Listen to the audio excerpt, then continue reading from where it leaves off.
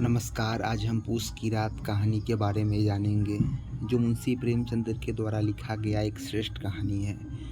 पूस की रात कहानी का प्रकाशन सन 1921-22 के आसपास हुआ था और यह प्रेमचंद्र की श्रेष्ठ कहानियों में से एक है। अर्थात प्रेमचंद्र ने जितने भी कहानियाँ लिखी है, उन दो कहानियों को यदि विभाजन किया जाए तो एक है आदर्शोन्मुख और एक है यथार्थोन्मुख।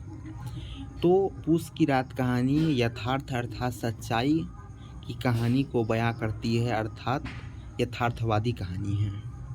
पूस की रात कहानी एक छोटी सी कहानी है, लघु कहानी है, लेकिन यथार्थ का चित्रण करने के साथ साथ यह कहानी समाज को एक बड़ा संदेश देता है, नया संदेश देता है। इस कहानी को यदि व्यापक तरीके से देखें तो दो भागों में यह कहानी बटी हुई है।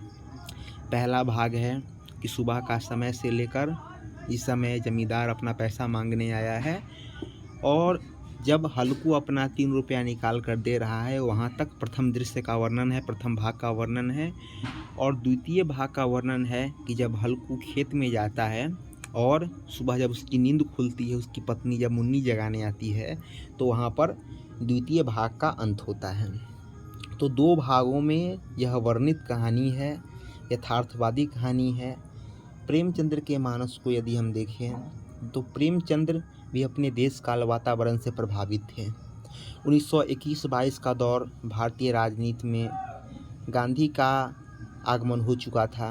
गांधी ने चंपारण सत्याग्रह, खेरा आंदोलन, अहमदाबाद मिल आंदोलन या सबसे देश स्तर पर व्यापक रूप से असहयोग आंदोलन 1920 में प्रारंभ हो चुकी थी और ऐसे छोटे छोटे कई आंदोलन देश के कई भूभाग में हो रहे थे और मुख्य तौर पर उस आंदोलन के केंद्र में किसान और किसान से संबंधित समस्या, चाहे वो कर की समस्या हो, उत्पाद की समस्या, विभिन्न समस्याओं पर। तो प्रेमचंद्र भी अपने देश काल वातावरण से निरंतर संवाद कर रहे थे, उन पर तत्कालीन परिस्थिति का प्रभाव था। कहानी की शुरुआत होती है कि अचानक सुबह में एक जमींदार आता है, जिसे उस कहानी में सहना कहकर पुकारा गया है। वह आता है कि तुमने मुझसे जो कर्ज के पैसे लिए थे वो दे दो।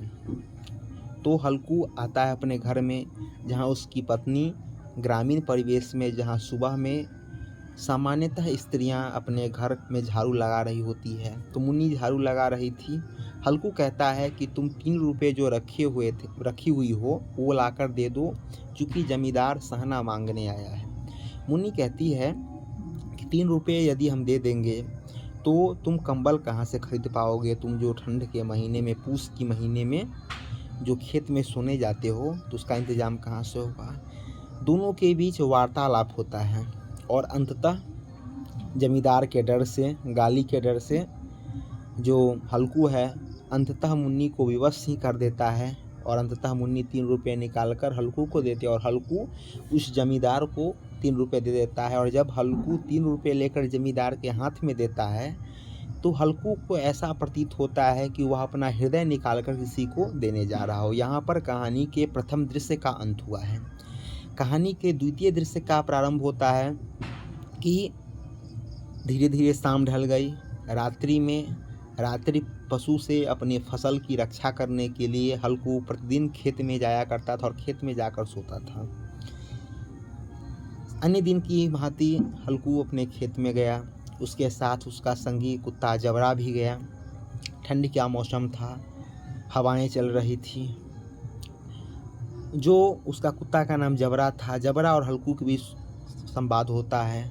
हल्कू चीलम पीता है, जाकर गाछी से पत्ती बटोरता है आम का और अलाव लगाता है, इसे घूरा कहते हैं देहाती भाषा में। और वह घूरा से देह को गर्म करता है। कुत्ता भी उसके साथ साथ दुम हिलाकर उनके बातों का समर्थन करता है और अंततः हल्कू उस कंबल के नीचे चला जाता है। तभी जानवरों की आहट की उसके आने की खेत में आवाज़ सुनी, तो उसका जबरा कुत्ता था, वो भौंकने लगा। तो हल्कू को यह प्रतीत हुआ कि जबरा के रहते कोई जानवर हमारे खेत में नहीं आ सकता है।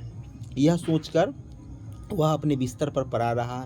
बेचारा जबरा भौंकते भौंकते खेत में ही अचेतन हो गया। लेकिन हल्कू को उसके अकर्मण्यता अर्थात आलस्य ने जगर लिया था। हल्कू सोता ही रह गया। उधर नीलगाय, उसमें नीलगाय का उल्लेख है। नीलगाय ने उसका सारा फसल चौपट कर दिया। उसके बाद सुबह के समय का चित्रण है कि अचानक जब हल्कू की नींद खुली तो भगवान सूर्य उदय हो चुके थे।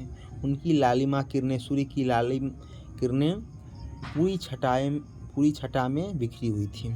मुन्नी हल्कू को जगा रही है, कह रही है कि कब तक सोते रहोगे, इधर तुम सो गए, उधर नीलगायों ने सारा फसल चौपट कर दिया। तो हल्कू पूछता है कि क्या तुम खेत से होकर आ रही हो? तो मुन्नी कहती है हाँ, मैं खेत से होकर आ रहा हूँ। तो जबरा कहाँ? तो जबरा तो मरा पड़ा है। तो मुन्नी कहती है कि तुम्हारे खेत में सोने का क्या फ़ायदा जब तुम्हारे रहते ही सारा फसल जंगली जानवर सफाचट कर गए। तो हल्कू बहाना बना देता है, कहता है कि मेरी पेट में दर्द उखड़ गई थी और मैं दर्द से इतना बोझिल हो गया था कि क्या कहा, मरते मरते मैं बच गया।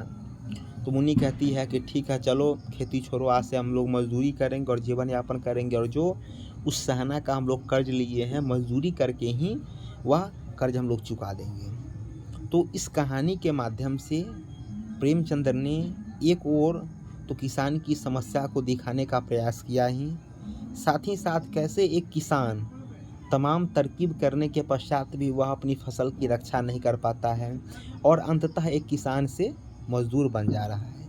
इसका परिचय भी प्रेमचंद्र करा रहे हैं। प्रेमचंद्र यह भी दिखा रहे हैं कि कैसे एक किसान अपने अकर्मण्यता के कारण अपने फसल की रक्षा नहीं कर पा रहा है। तो प्रेमचंद्र के मानस में अनायास ऐसी छोटी छोटी घटनाएं घटती, उनके जीवन में घट रही थी, उनके समाज में घट रही थी, जिससे वे प्रभावित हो रहे थे और प्रत्यक्ष अप्रत्यक्ष उन्हीं तत्वों और उन्हीं घटनाओं के प्रभाव के कारण भी वे लेखन कार्य कर रहे थे। तो एक छोटी सी कहानी है। इस कहानी की सार्थकता इसकी जो शीर्षक से ही हो जाती है, पूस की रात। पूस भारतीय गणना के अनुसार एक मास है जो ठंड के लिए जाना जाता है और रात, दिन और रात्रि की बेला रात का चित्रण है। तो कोई भी साहित्यकार जब शीर्षक स्पष्ट करता है, लिखता है, तो उस शीर्षक में ही आधी कहानी का सार रहता है। एक छोटी सी कहानी है, बड़ा रोचक कहानी और हृदय को जो मर्माहित कर देने वाली यह कहानी है। यह प्रेमचंद्र की श्रेष्ठ कहानियों में से एक है।